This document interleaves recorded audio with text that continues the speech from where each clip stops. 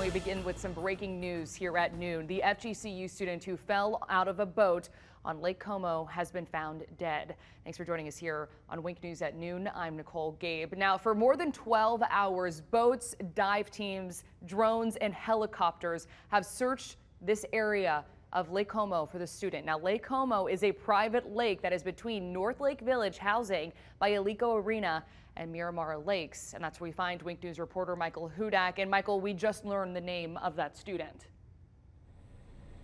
That's right. Tragedy has struck the FGCU community. We just learned roughly 10 minutes ago that 19-year-old Graham McGrath was the missing boater. He was found dead about 100 yards offshore about a week before his 20th birthday.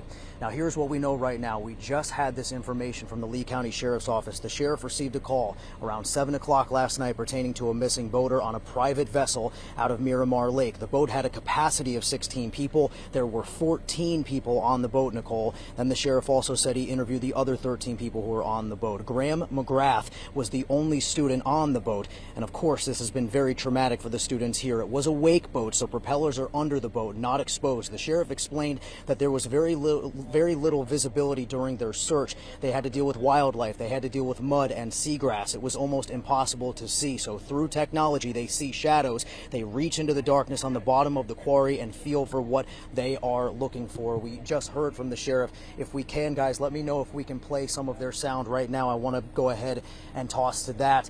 It was an emotional scene here right outside of Lake Como. The waterways are very treacherous here. We have very little visibility, if zero. It's a quarry. There's rocks. The depths change very, very quickly. You can go from 10 feet to 30 feet or 40 feet very quickly. Zero visibility. We have wildlife. We have mud. We have seagrass. It's near impossible to see. As you can see, so many difficulties in this search.